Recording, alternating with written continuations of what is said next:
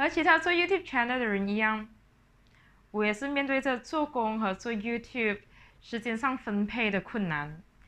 So 我现在终于回到来 YouTube 了啦。那过去我都跑到哪里去了呢？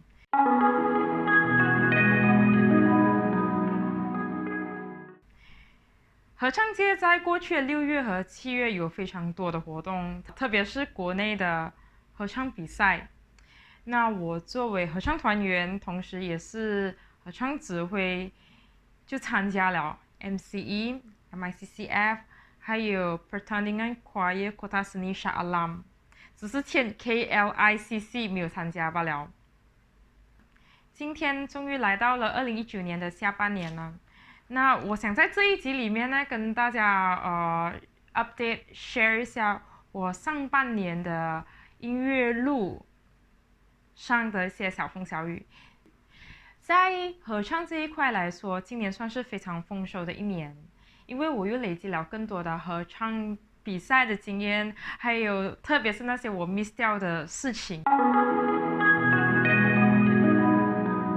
参加比赛除了应付表演的曲目，另外一个挑战就是要面对冗长的比赛过程，比如说报名。参加比赛吧嘛，交上报名表、报名费、照片、乐谱就可以了咯，怎么这样麻烦？其实呢，准备这4样文件的背后隐藏了很多的 steps 的，比如说交上乐谱啦。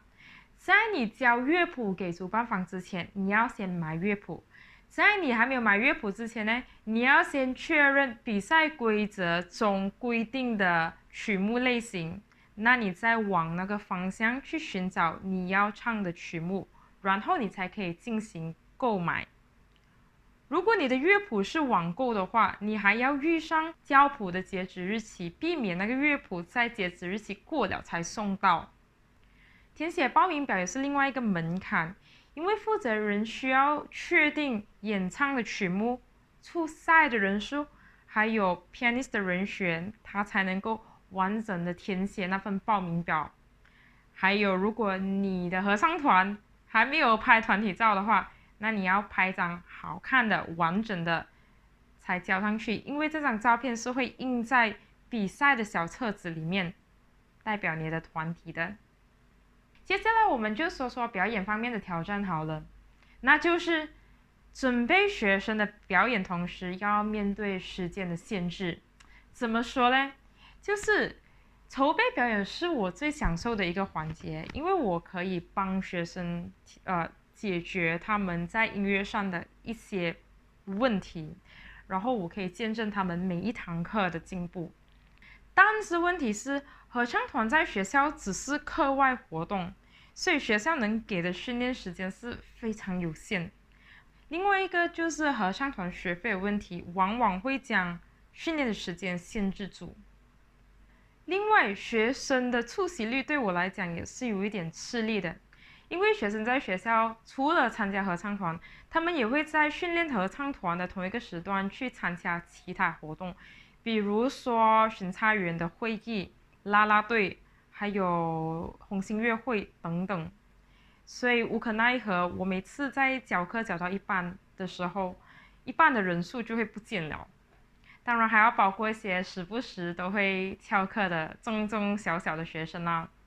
这些学生之所以会绑定，我认为的其中一个原因就是他们还没有意识到自己个人在团体里面的重要性。在这里，我想要呼吁间接还有直接参与合唱团的学生、老师还有父母，不要等到要比赛前的2个礼拜才来紧锣密鼓的训练，因为学合唱跟学习其他学校里面的科目是没有分别的。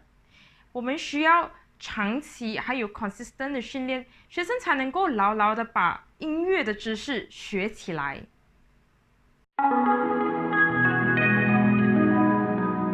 除了带着学生去比赛，我本身也是合唱团员，所以很多时候在同一个比赛里面，我会有重叠身份，或者是在同一个比赛里面，我会带着不同 category 的学生去比赛。所以呢，在安排表演的时间还有训练的时间上要小心，避免时间相撞。另外一件要注意的事情就是，不要将团和团之间的训练时间安排的过分紧密，因为我们是靠声音吃饭的，所以要在每一次教完课过后，让声音得到充分休息，这样子才能在一些有密集训练的月份里面，有一把健康的声音，可以带着各个队伍高声歌唱。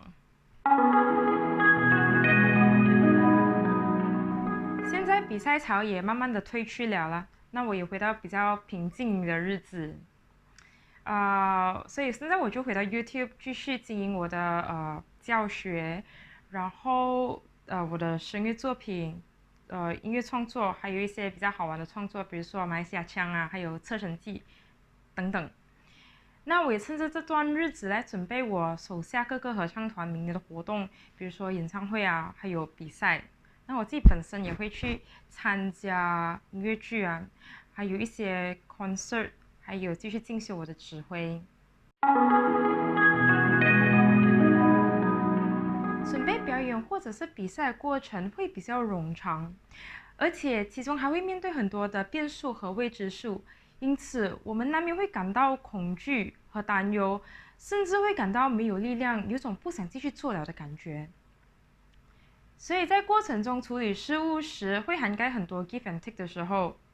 当我在面对恐惧和担忧的时候，我都会跟我自己讲，就当作是走出 comfort zone，吸取全新的 experience。就像吃菜这样，菜不好吃，可是有营养，所以还是吃啦。